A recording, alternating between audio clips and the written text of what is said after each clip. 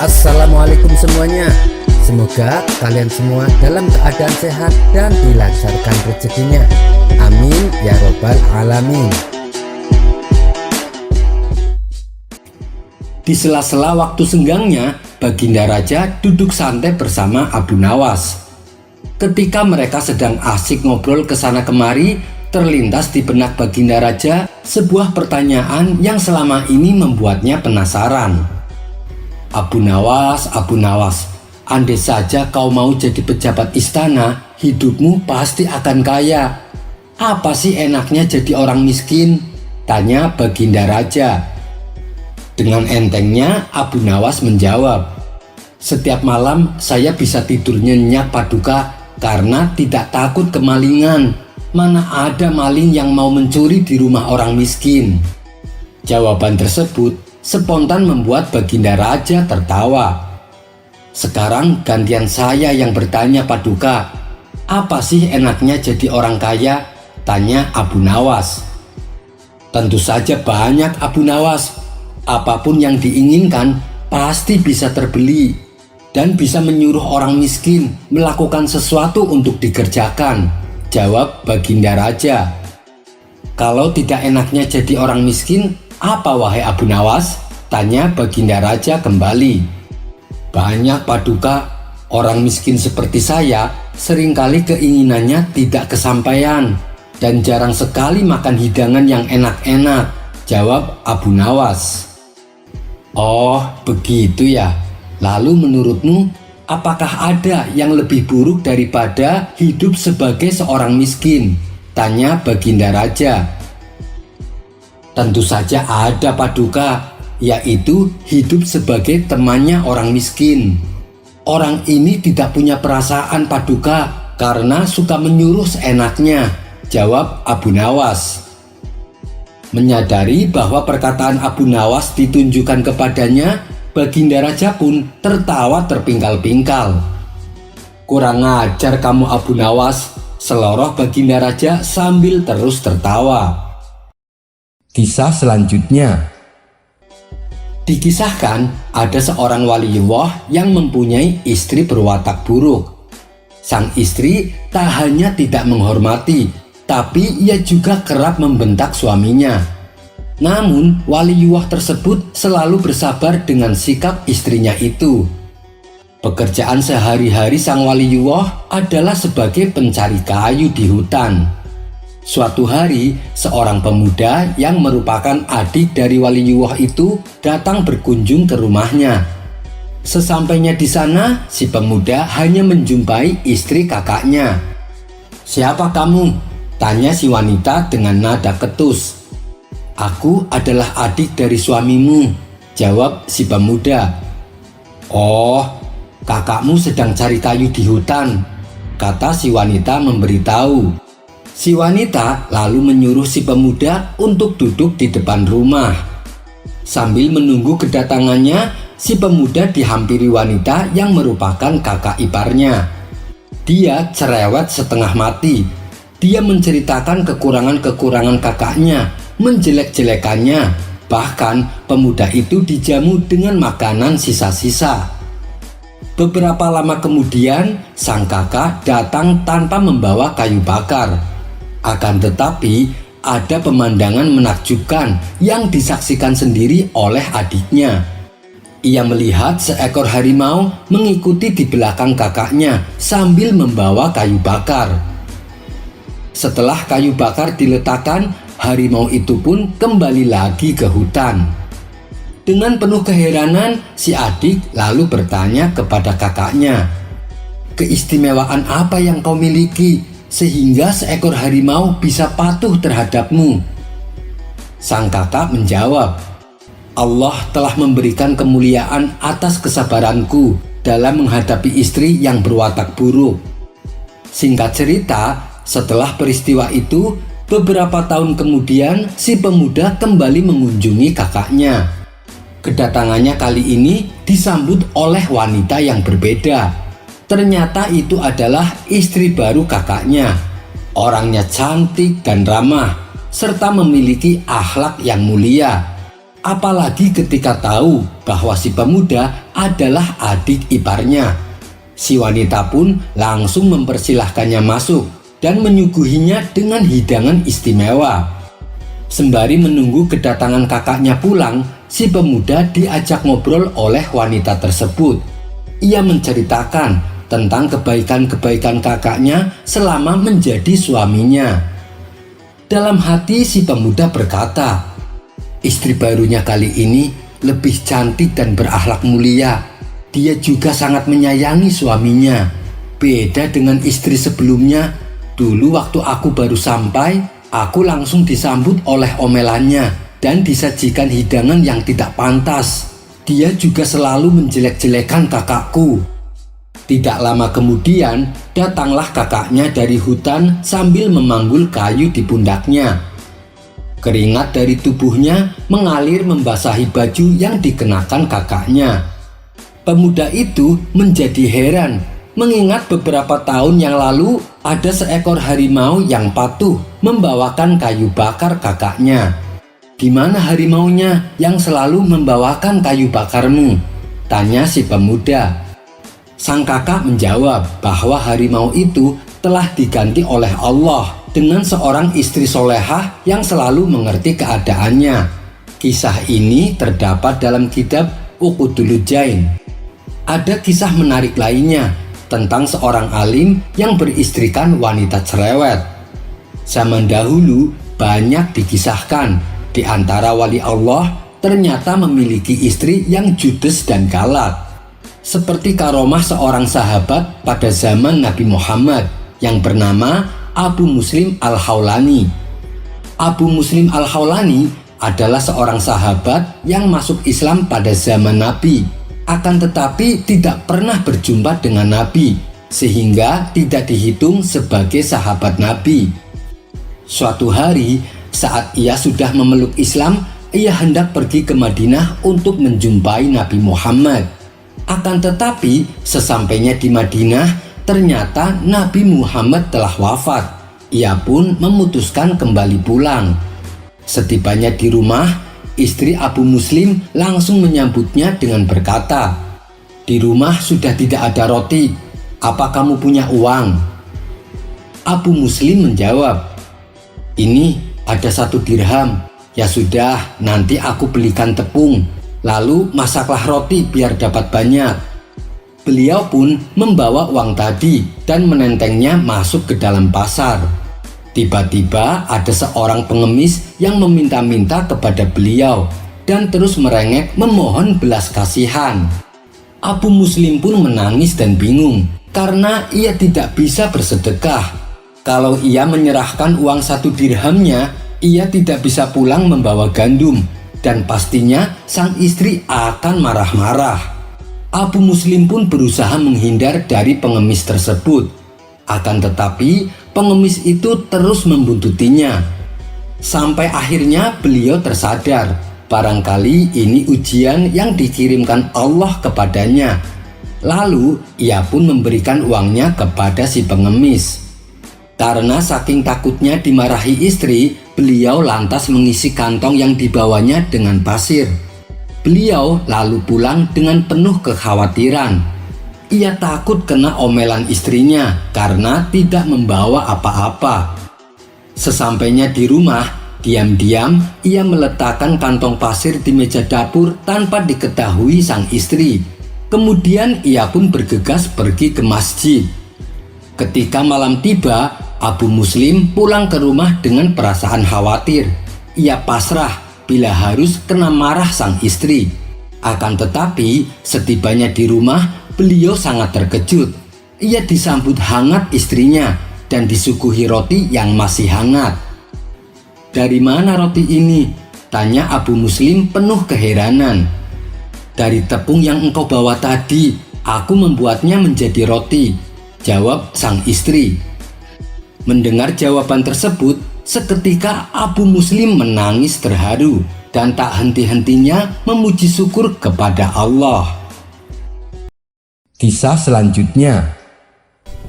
Dikisahkan tetangga Abu Nawas yang bernama Hasan telah bertahun-tahun menabung untuk membeli seekor sapi. hingga pada akhirnya uang yang dikumpulkan sudah bertambah banyak. Kemudian uang tersebut langsung ia gunakan untuk membeli sapi. Tapi nasib sial menimpanya.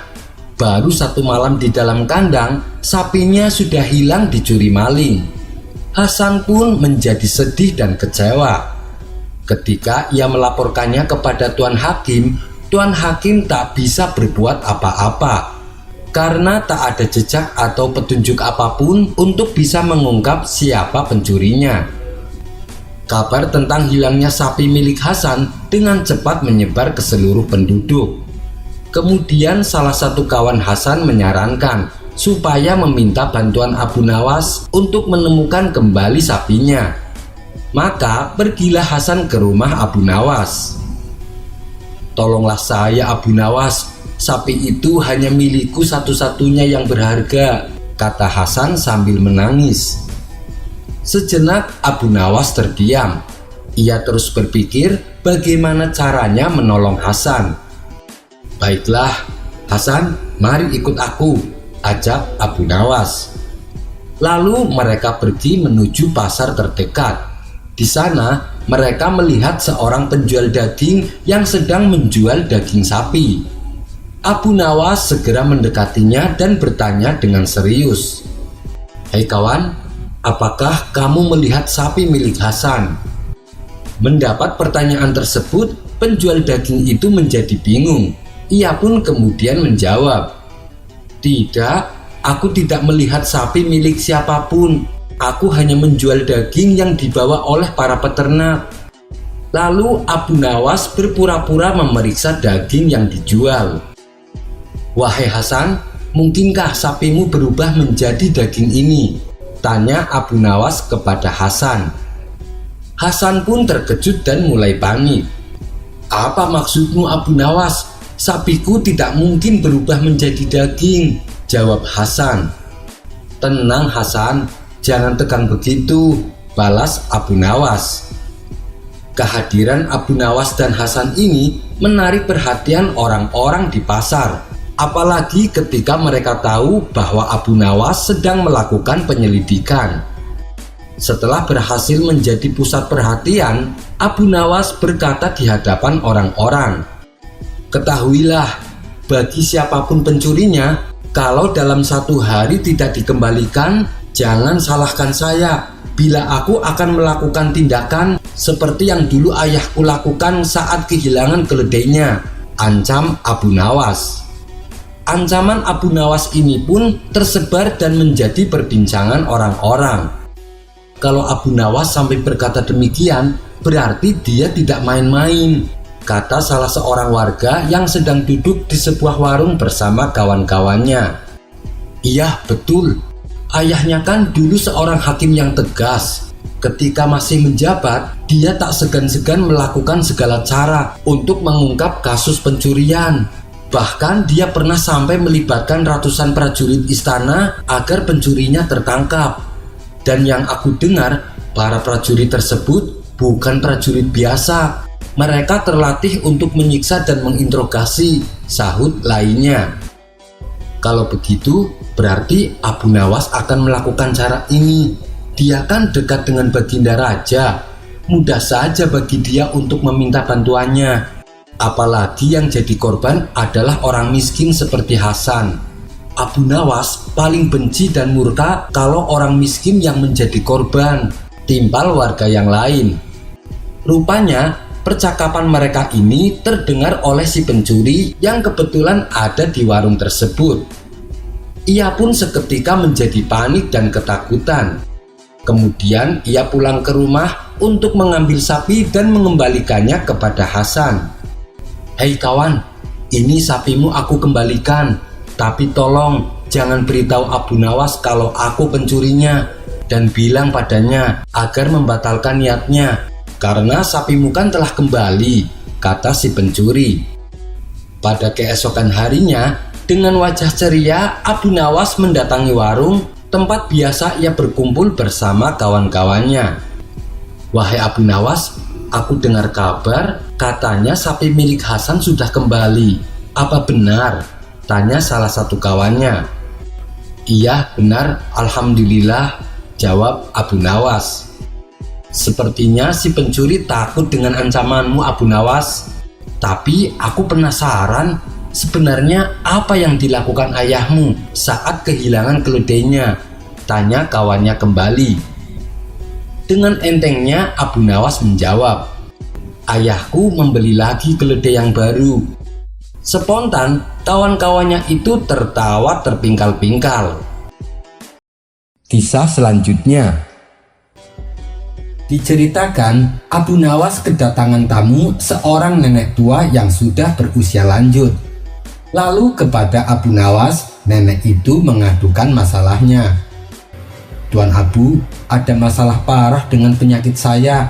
Saya sudah mendatangi beberapa tabib, tapi tak ada satupun dari mereka yang bisa menyembuhkannya. Yang ada saya malah diusirnya.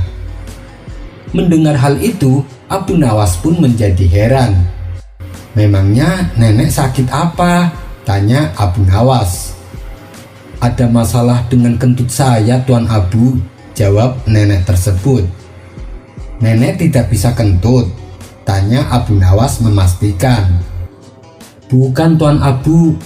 Setiap saya kentut, nggak ada suara dan nggak pernah berbau.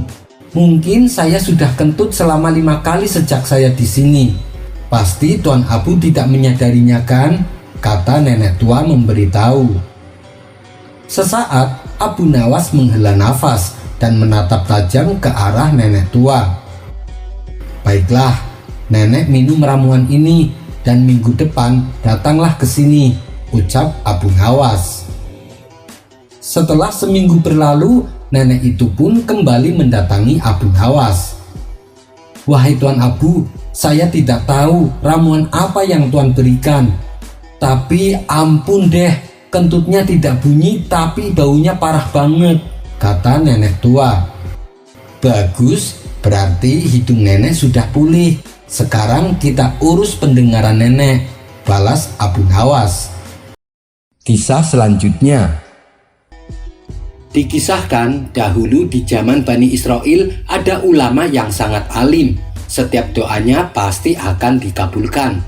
Hal ini karena ulama tersebut bisa mengetahui Ismul A'zam. Ismul A'zam adalah salah satu di antara nama-nama Allah yang sangat dirahasiakan.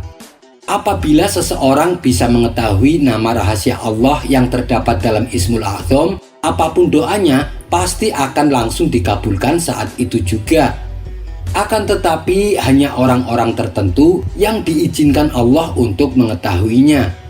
Sementara ulama Bani Israel yang tadi diceritakan bisa mengetahui Ismul A'zam, akhirnya mati dalam keadaan kafir dan mengenaskan. Ulama ini bernama Bal'am bin Ba'urah. Bal'am bin Ba'urah sendiri hidup di zaman Nabi Musa, yang pada akhirnya justru malah menjadi musuh Nabi Musa. Kisah ini berawal ketika Nabi Musa berhasil menyelamatkan kaumnya dari kejaran Raja Fir'aun. Atas petunjuk Allah, Nabi Musa dan kaumnya diperintah pergi ke negeri Palestina. Saat dalam perjalanan, Nabi Musa singgah di sebuah negeri yang bernama Kan'an, negeri di mana Bal'am bin Ba'urah tinggal. Melihat kedatangan Nabi Musa bersama kaumnya membuat penguasa setempat merasa terancam. Mereka mengira Nabi Musa dan kaumnya akan merebut tanah mereka dan menguasainya. Sang penguasa yang bernama Raja Balko lantas meminta bantuan Bal'am bin Ba'urah. Wahai Bal'am, bukankah engkau seorang yang alim? Setiap doamu pasti dikabulkan. Aku minta supaya engkau berdoa agar Musa dan kaumnya binasa, kata sang raja. Mendengar permintaan rajanya itu, Bal'am pun naik pitam. Celaka engkau wahai raja, mana mungkin aku mendoakan keburukan kepada Nabiullah, balas Bal'am bin Ba'urah.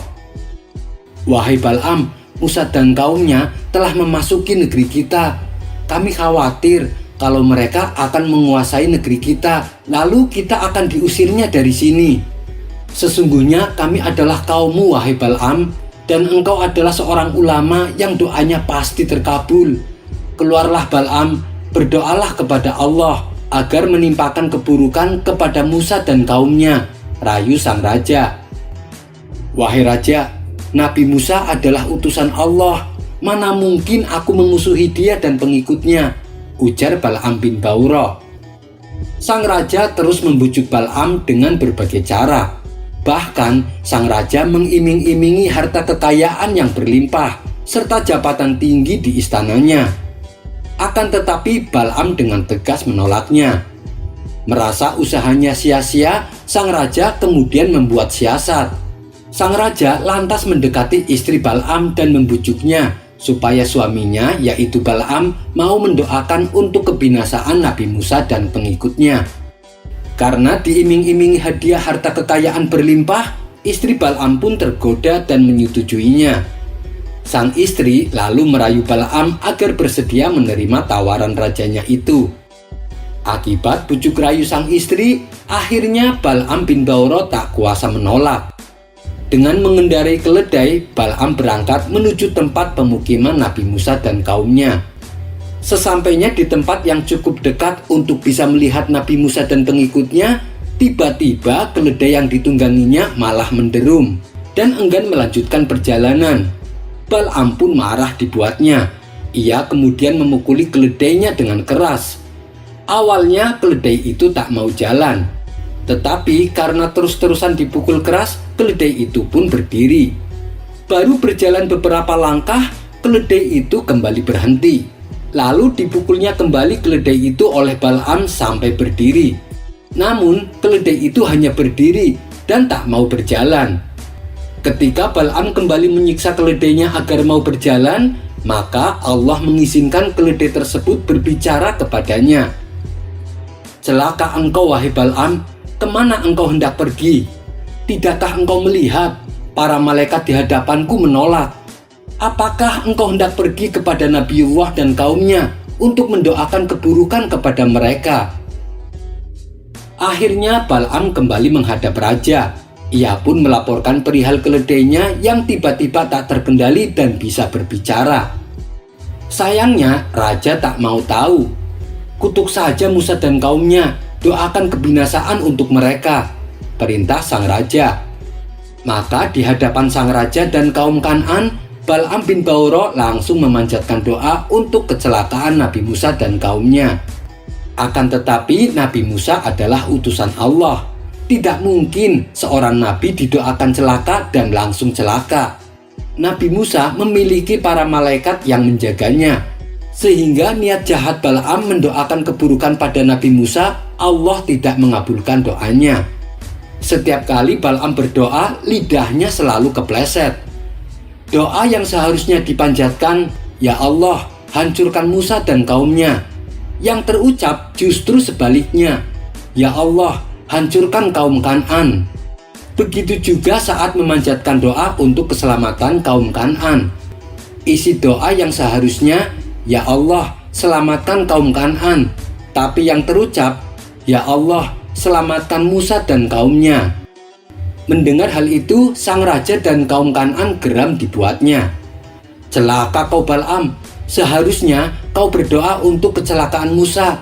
Tapi kenapa kau berdoa untuk kecelakaan kami? Dan seharusnya kau berdoa untuk keselamatan kami, tapi kau berdoa untuk keselamatan Musa dan kaumnya," kata sang raja. Bal'am pun mencoba kembali memanjatkan doa, namun yang terucap dari bibirnya masih tetap sama. Menyadari lidahnya selalu terpeleset setiap kali berdoa, Bal'am pun berkata kepada sang raja, "Wahai raja, sampai kapanpun aku tak akan bisa mendoakan kebinasaan untuk Musa dan pengikutnya." Sang raja bertanya, "Lalu bagaimana jalan keluarnya?" Kemudian Bal'am bin Ba'urah memberitahu, supaya doanya bisa dikabulkan dan lidahnya tidak kepleset, Nabi Musa dan kaumnya harus melakukan perbuatan maksiat. Kemudian Bal'am membuat siasat busuk. Siasat busuk tersebut adalah mengirim wanita-wanita cantik di tempat Nabi Musa dan kaumnya berada. Wanita-wanita itu nantinya supaya merayu kaum Nabi Musa untuk berbuat zina.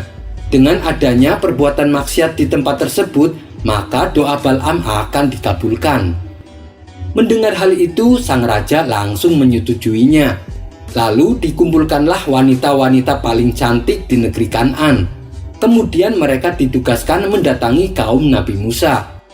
Dengan berpura-pura ingin transaksi jual beli, para wanita Kan'an ini membaur dengan kaum Nabi Musa. Di saat itulah mereka mulai melancarkan aksinya. Kaum Nabi Musa dirayu dan diajaknya berzina. Mendapat ajakan tersebut, kaum Nabi Musa menolaknya dengan tegas. Mereka beralasan perbuatan tersebut dilarang oleh Nabi Musa dan Tuhannya. Tapi ada salah satu pemimpin kabilah daripada kaum Nabi Musa tergoda akan kecantikan wanita Kan'an.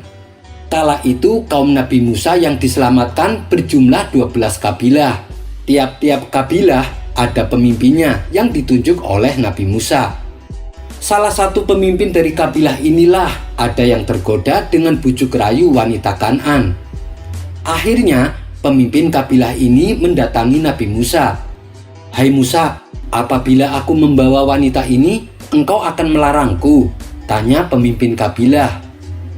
"Iya, karena Allah melarang perbuatan zina," jawab Nabi Musa. "Sungguh apa yang kau katakan sebelumnya sudah aku duga. Engkau pasti akan melarangku. Tapi ingat, aku tak akan mendengar ucapanmu," balas pemimpin kabilah. Maka dibawalah wanita Kan'an ini ke dalam kemahnya, dan terjadilah perzinahan di antara keduanya.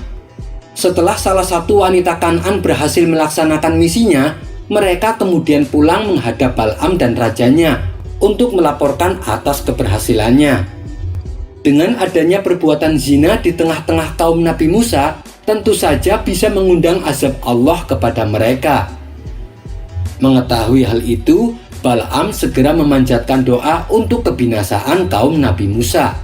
Karena doanya disertai Ismul A'zam, saat itu juga doanya langsung terkabul. Kaum Nabi Musa diazab Allah dengan diturunkannya penyakit taun.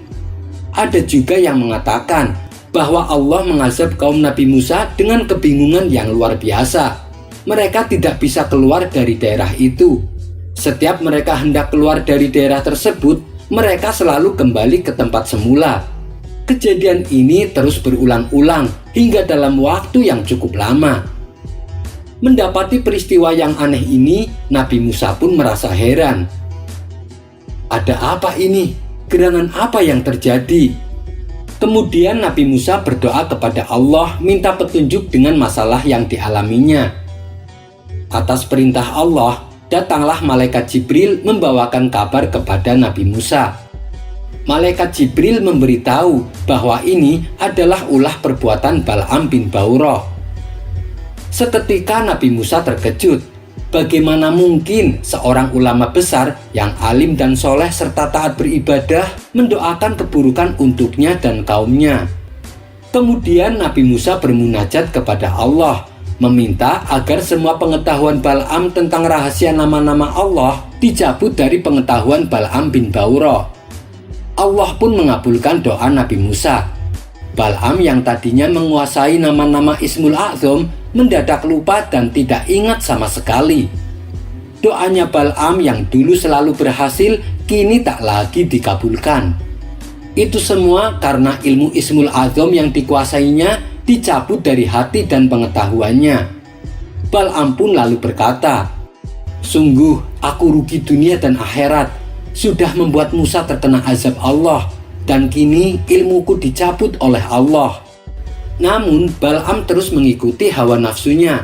Ia bergabung dengan Raja Kan'an dan memilih menjadi musuh Nabi Musa.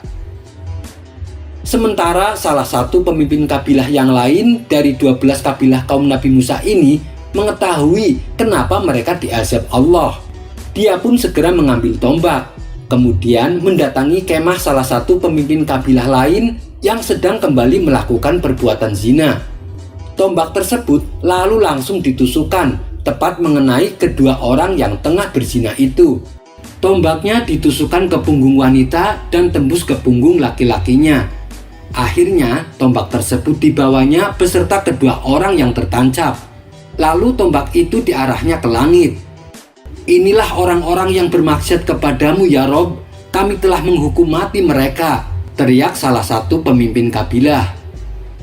Atas kejadian itu, Allah Subhanahu wa Ta'ala membebaskan mereka dari azabnya, mengangkat wabah penyakit taun, menghilangkan kebingungan, dan kini mereka dibebaskan dari azab Allah.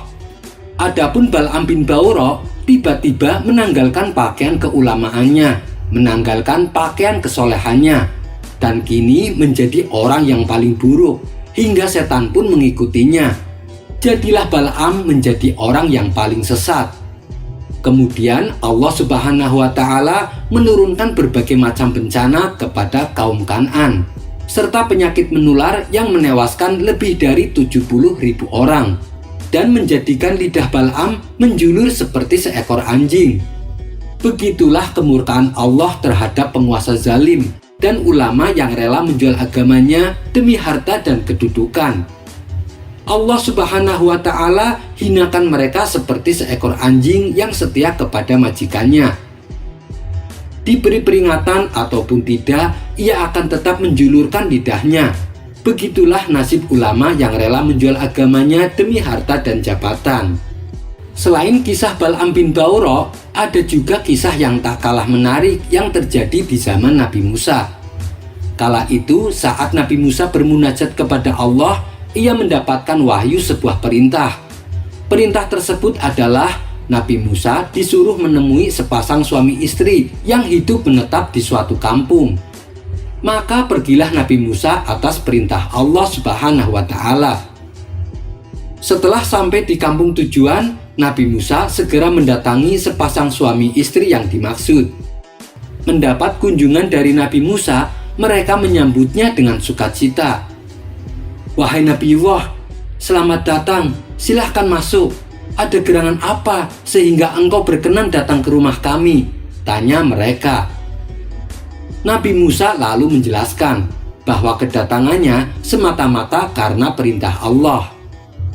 Allah memberi wahyu kepadaku bahwa usia kalian tinggal 100 tahun. Di masa 100 tahun tersebut, kalian akan mengalami dua takdir yang berbeda. 50 tahun pertama kalian akan jadi orang kaya. 50 tahun kedua kalian akan jadi orang miskin. Kalian dibebaskan untuk memilih mau kaya dulu atau mau miskin dulu, tutur Nabi Musa. Setelah mendengar kabar tersebut, sepasang suami istri ini awalnya merasa bingung, mau pilih kaya dulu atau miskin dulu. Kemudian sang istri menyarankan kepada suaminya, "Wahai suamiku, lebih baik kita pilih miskin dulu, biar saat kita meninggal nanti, kita punya banyak harta warisan untuk ditinggalkan kepada anak-anak kita," ujar sang istri. Sang suami yang ternyata orang alim dan ahli ibadah menolak saran dari istrinya. "Jangan, lebih baik kita pilih kaya dulu," ucap sang suami. Sang istri yang juga wanita solehah dan sangat berbakti kepada suami tidak berani menolak. Ia bahkan mendukung pilihan suaminya. Setelah keduanya sepakat, kemudian sepasang suami istri ini memberitahu kepada Nabi Musa, "Wahai Nabiullah, kami memilih untuk kaya terlebih dahulu," kata mereka berdua. Begitu mendapat jawaban tersebut, Nabi Musa kemudian pamit pulang untuk bermunajat menghadap Allah Subhanahu wa Ta'ala. Nabi Musa berdoa dan menyampaikan pilihan sepasang suami istri yang ia datangi rumahnya. Singkat cerita, di masa 50 tahun pertama, Nabi Musa sesekali melihat keadaan mereka berdua. Mereka hidup kaya raya dan bergelimang harta, sesuai dengan janji yang Allah berikan. Setelah melewati 50 tahun pertama, kini tibalah masa 50 tahun kedua, di mana sepasang suami istri ini akan mengalami hidup miskin dan serba kekurangan. Namun tatkala Nabi Musa melihat keadaan mereka, Nabi Musa seketika terkejut dan heran, karena yang ia lihat, sepasang suami istri ini justru bertambah kaya. Bukankah seharusnya mereka hidup dalam kemiskinan? Kenapa mereka justru semakin kaya? Gumam Nabi Musa. Nabi Musa sempat menanyakan perihal ini kepada Allah Subhanahu wa Ta'ala. Tapi oleh Allah Nabi Musa justru disuruh menanyakan langsung kepada sepasang suami istri tersebut. Apa yang membuat kalian tetap kaya? Bukankah seharusnya ini adalah masa 50 tahun kedua, di mana kalian ditakdirkan hidup miskin? Tanya Nabi Musa. Di saat 50 tahun pertama, saat kami dikaruniai kekayaan, kami memperbanyak sedekah. Hampir setiap hari kami membagi-bagikan harta kami kepada fakir miskin dan anak-anak yatim. Kami melakukan itu karena kami yakin Allah akan membalasnya berkali-kali lipat. Dan dengan sedekah tidak akan membuat kami menjadi miskin. Itulah janji Allah kepada hambanya, kata mereka berdua menjelaskan. Mendengar penjelasan tersebut, Nabi Musa pun merasa puas karena sudah mendapatkan jawaban atas rahasia di balik peristiwa ini. Wallahu a'lam bishawab. Kisah selanjutnya. Seperti kita ketahui, di sela-sela kesibukan Abu Nawas, ia selalu menyempatkan waktunya mengajar anak-anak ilmu agama. Setiap sore sehabis asar, dengan sangat antusias, anak-anak didiknya berangkat menuju rumah Abu Nawas. Mereka semangat untuk belajar mendalami ilmu-ilmu agama. Dari sekian banyak murid yang diasuhnya, ada salah satu murid yang bernama Ahmad. Ahmad ini murid pendiam tapi juga pintar. Bahkan ia mendapat perhatian khusus dari Abu Nawas. Hal ini membuat murid-murid yang lain merasa cemburu kepada Ahmad, terutama murid-murid yang sudah senior. Kemudian beberapa murid memberanikan diri menghadap Abu Nawas. "Tuan Guru, boleh saya bertanya?" "Tentu saja boleh. Apa yang ingin kalian tanyakan?" ucap Abu Nawas.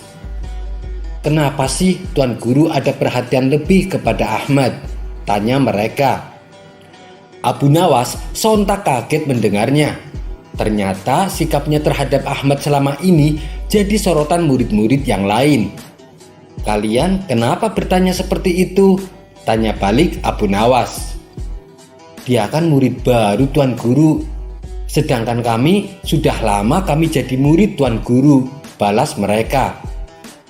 Abu Nawas menangkap ada kecemburuan pada diri mereka atas perhatian dirinya kepada Ahmad. Agar tidak menjadi salah paham, lalu Abu Nawas mengumpulkan seluruh murid-muridnya. "Wahai anak-anakku sekalian, besok ada sayembara untuk kalian," tutur Abu Nawas. "Sayembara apa Tuan Guru?" sahut murid-muridnya penasaran. "Besok kalian harus membawakan saya buah kurma. Bagi siapa saja yang buah kurmanya paling manis, maka dialah pemenangnya. Dan sebagai hadiahnya, saya berikan sorban yang indah," kata Abu Nawas menjelaskan. Mereka pun antusias dengan sayembara yang diadakan oleh Abu Nawas. Singkat cerita, pada keesokan harinya mereka berlomba-lomba mencari buah kurma yang paling manis.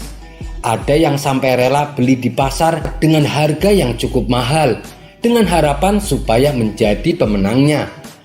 Ada pula yang memetik di kebun kurma milik orang tuanya sendiri. Sementara Ahmad yang merupakan anak yatim dan miskin hanya mempunyai 3 buah kurma di rumahnya. Meskipun kurma yang ia punya bukan kurma terbaik, tapi Ahmad antusias untuk mengikuti sayembara gurunya. Setelah masing-masing dari mereka mendapatkan kurma yang diinginkan, mereka segera berangkat menuju rumah Abu Nawas. Begitu juga dengan Ahmad, ia membawa 3 buah kurma miliknya. Saat ia berjalan menuju rumah Abu Nawas, di tengah perjalanan Ahmad melihat anak kecil sedang duduk sambil menangis. Karena merasa iba, Ahmad pun menghampirinya. "Kamu kenapa?" tanya Ahmad. "Saya ingin makan buah kurma, tapi saya tidak punya uang," jawab anak kecil tersebut. "Ini, saya ada buah kurma, silahkan kamu ambil," balas Ahmad sambil memberikan 1 butir buah kurma. Anak kecil itu langsung tersenyum bahagia. Ia pun mengucapkan terima kasih kepada Ahmad. Kemudian Ahmad melanjutkan perjalanannya. Kini kurma yang di tangannya tinggal 2 butir. Di saat itulah datang Abu Nawas menyamar sebagai pengemis. ia menghampiri Ahmad dan berkata, "Saya lapar sekali, berilah saya makanan." Melihat hal itu, Ahmad pun kembali merasa iba. "Tapi saya hanya punya 2 butir kurma, kek," jawab Ahmad. "Tidak mengapa, berilah saya 1, satunya untuk bekal kamu," balas Abu Nawas. Ahmad lalu memberikan 1 butir kurma miliknya. Lantas ia melanjutkan perjalanan dengan membawa 1 butir kurma yang tersisa. Begitu juga dengan murid-murid yang lain. Mereka diuji Abu Nawas dengan menyamar sebagai pengemis tua. Tapi tak ada satupun dari mereka yang rela memberikan kurmanya. "Enak saja, ini buah kurma terbaik dan harganya mahal," jawab salah satu muridnya. "Bukankah buah kurma yang kamu bawa itu banyak? Berilah saya 1 saja," pinta Abu Nawas. "Tidak bisa, ini kurma mau buat sayembara dan saya harus memenangkannya," balas si murid. Kemudian murid tersebut meninggalkan si pengemis yang sebenarnya adalah Abu Nawas, gurunya sendiri. Setelah murid-muridnya sampai di rumah Abu Nawas, masing-masing dari mereka membanggakan kurma yang dibawanya. "Aku pasti pemenangnya karena kurma yang aku bawa rasanya manis sekali," ujar salah satu murid. "Belum tentu, pastilah aku yang menang, sebab kurma yang aku bawa bukan hanya manis, tapi jumlahnya lebih banyak dari yang kamu bawa," timpal murid lainnya. Tidak berapa lama, datanglah Ahmad dengan membawa sebutir buah kurma. Melihat buah kurma yang dibawa Ahmad, teman-temannya ini menertawakannya. "Kurma jelek begitu dibawa kemari, udah gitu jumlahnya cuma 1, celetuk salah satu temannya. Mereka pun kembali tertawa terpingkal-pingkal. Sikap teman-temannya ini membuat Ahmad menjadi minder. Ia pun membalikan badannya untuk kembali pulang. Namun tiba-tiba keluarlah Abu Nawas dari dalam rumahnya. "Hai Ahmad, jangan pulang dulu, ayo ke sini," teriak Abu Nawas memanggilnya. Lalu Ahmad disuruh berkumpul dengan murid-murid yang lain. "Apakah kalian sudah membawa kurma yang paling manis?" tanya Abu Nawas. "Sudah Tuan Guru," jawab murid-muridnya penuh semangat. Kemudian Abu Nawas menyuruh untuk menunjukkan kurma yang mereka bawa. Satu persatu muridnya meletakkan kurma di hadapan Abu Nawas, termasuk Ahmad yang hanya membawa sebutir buah kurma. Setelah semuanya terkumpul, Abu Nawas pun berkata kepada murid-muridnya, "Sepertinya aku sudah menemukan pemenangnya," ujar Abu Nawas. "Siapa pemenangnya Tuan Guru?" tanya mereka dengan hati berdebar. "Pemenangnya adalah Ahmad," jawab Abu Nawas. Keputusan Abu Nawas ini tentu saja menuai protes dari murid-muridnya. "Tuan Guru tidak adil, masa kurma jelek begitu bisa menang?" ucap mereka tidak terima. Dengan wajah tersenyum, Abu Nawas pun menjelaskan, "Tahukah kalian, saat kalian membawa kurma kemari, saya uji kalian dengan menyamar sebagai pengemis. Tapi tak ada satupun di antara kalian yang mau memberikannya, kecuali Ahmad. Memang buah kurma yang dibawa Ahmad kalah bagusnya dengan kurma yang kalian bawa. Buah kurma kalian lebih manis. Tapi ingat, buah yang paling manis adalah buah yang diberikan kepada orang yang kelaparan. Sejatinya buah yang paling manis adalah kebajikan. Oleh sebab itulah, meskipun buah kurma yang dibawa Ahmad adalah buah biasa, tapi karena kebajikannya inilah membuat buah kurma yang dibawa Ahmad menjadi paling manis di antara buah kalian," terang Abu Nawas. Setelah mendengar penuturan Abu Nawas, murid-muridnya ini pun menyadari kekeliruannya. Mereka pun mulai memahami kenapa gurunya punya perhatian khusus kepada Ahmad, sebab ia punya akhlak yang mulia. Kisah selanjutnya. Bukan sekali dua kali Abu Nawas melancong ke negeri tetangga. Dalam setahun, mungkin ia sudah 3 kali meninggalkan negerinya. Tentu saja keperluannya untuk berdagang. Suatu ketika Abu Nawas pergi ke suatu negeri, di mana negeri itu hiduplah seorang raja mempunyai istana megah yang dikelilingi danau. Meski hidupnya bergelimang kemewahan, sang raja merasakan kejenuhan. Hingga terbesitlah tanda tanya dalam hatinya. Mengapa tidak ada satupun kesatria yang sukses masuk ke istana dengan berenang di danau tersebut? Karena penasaran, sang raja pun membuat sayembara untuk mencari orang yang mampu melakukannya. Seminggu berikutnya, sayembara pun dimulai. Semua rakyat dikumpulkan di depan danau, termasuk Abu Nawas yang kala itu sedang berada di negeri tersebut. Lalu di depan rakyat dan prajuritnya, sang raja berbicara lantang.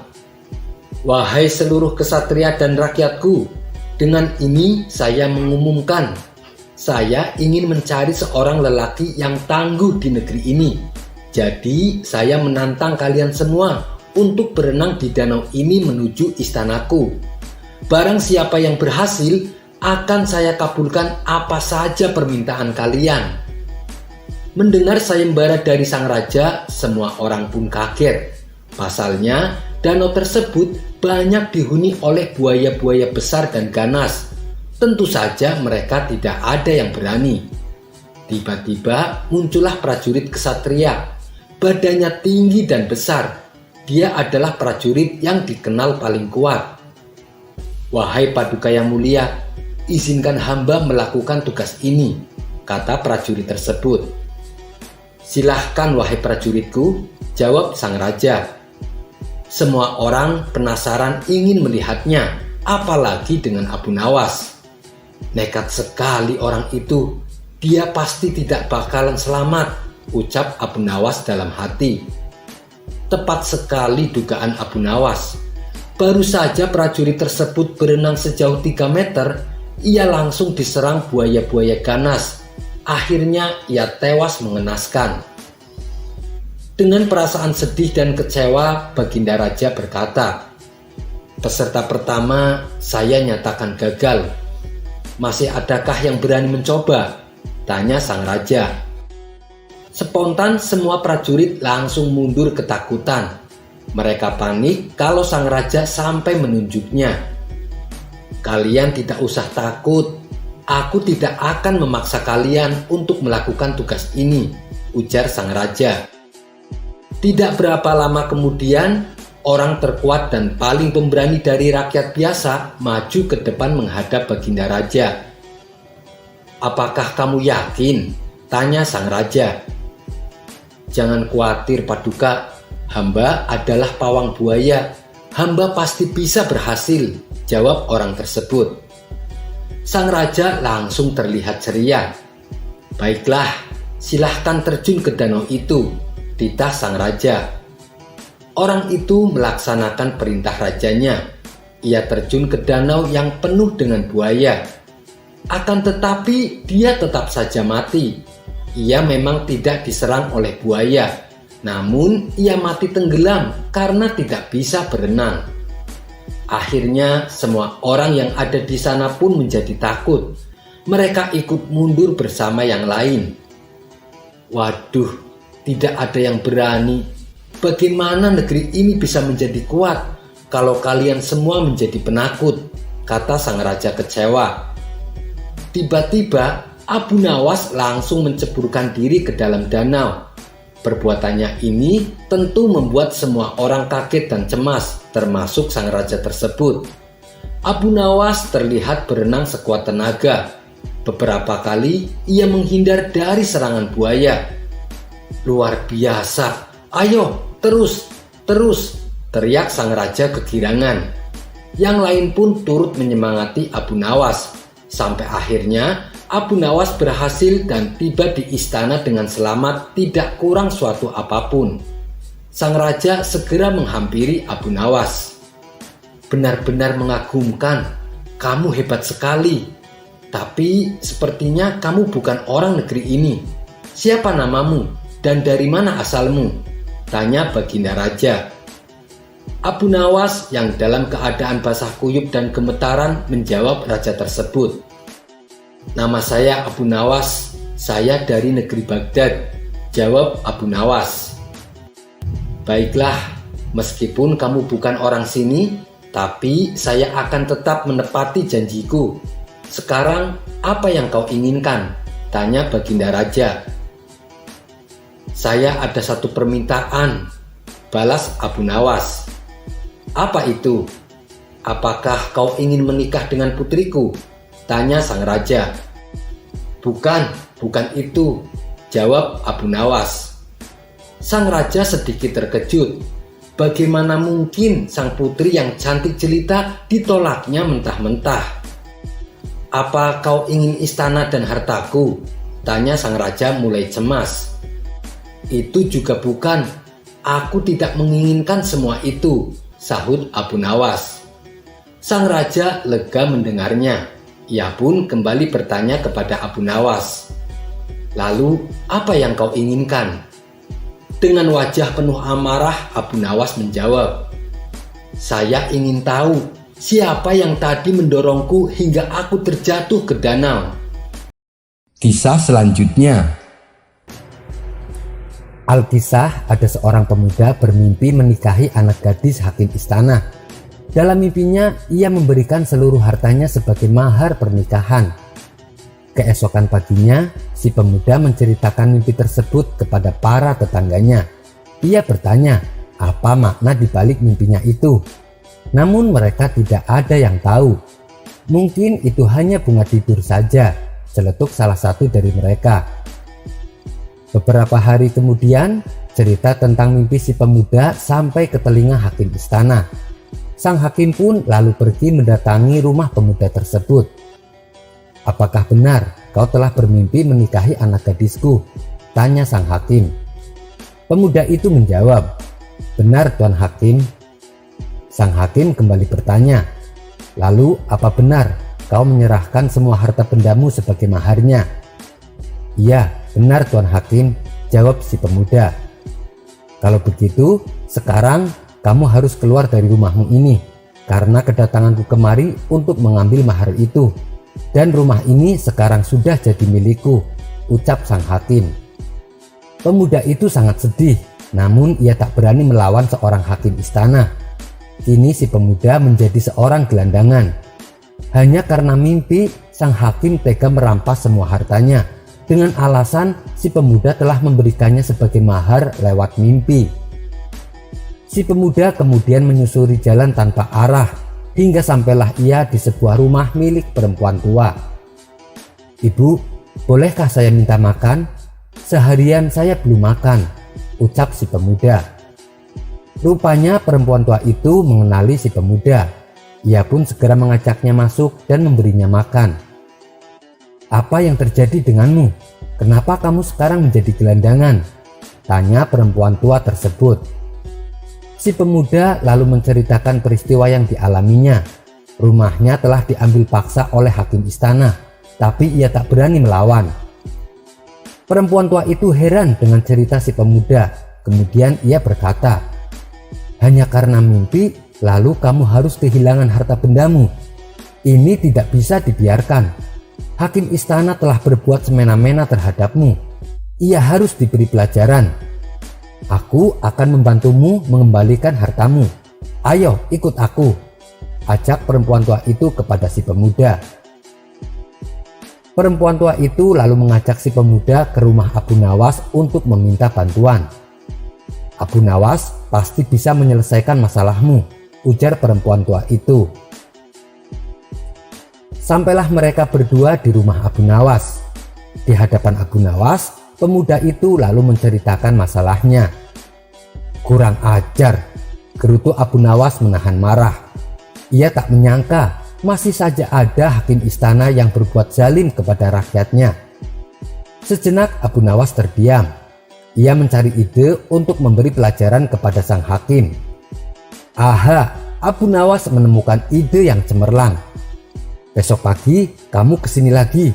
Dan jangan lupa bawa linggis, bawa batu dan tongkat besi, perintah Abu Nawas. "Untuk apa semua alat itu?" tanya si pemuda. "Nanti kau akan tahu. Oh iya, ajak juga semua temanmu sebanyak-banyaknya untuk datang kemari besok pagi," pinta Abu Nawas. Pemuda itu mengangguk setuju. Ia akan menuruti apa yang diperintahkan oleh Abu Nawas. Keesokan harinya, pemuda itu datang bersama ratusan orang ke rumah Abu Nawas. Mereka membawa peralatan yang diminta oleh Abu Nawas. "Apa yang harus kami lakukan dengan peralatan ini?" tanya pemuda itu. Abu Nawas lalu memberi perintah, "Kalian semua pergilah ke rumah hakim istana. Lalu kalian hancurkan rumahnya dengan peralatan yang kalian bawa. Hancurkan rumahnya sampai tak tersisa." Si pemuda bersama orang-orang yang bersamanya kaget dan sedikit ketakutan dengan perintah Abu Nawas. "Tapi bagaimana jika hakim istana marah?" tanya pemuda itu. Abu Nawas menjawab, "Kalian tidak usah takut. Bilang saja aku yang menyuruh kalian. Saya jamin kalian semua tidak akan dihukum." Mereka pun pergi ke rumah hakim istana. Tanpa banyak bicara, mereka langsung menghancurkan rumah sang hakim. Rumah hakim istana sudah hampir hancur, namun si pemuda bersama teman-temannya terus saja menghancurkannya. Sementara penduduk yang menyaksikan itu tak ada yang berani melarang karena jumlah mereka mencapai ratusan orang. Hakim yang sedang tidur pun terbangun. Ia baru menyadari bahwa sebagian rumahnya telah hancur.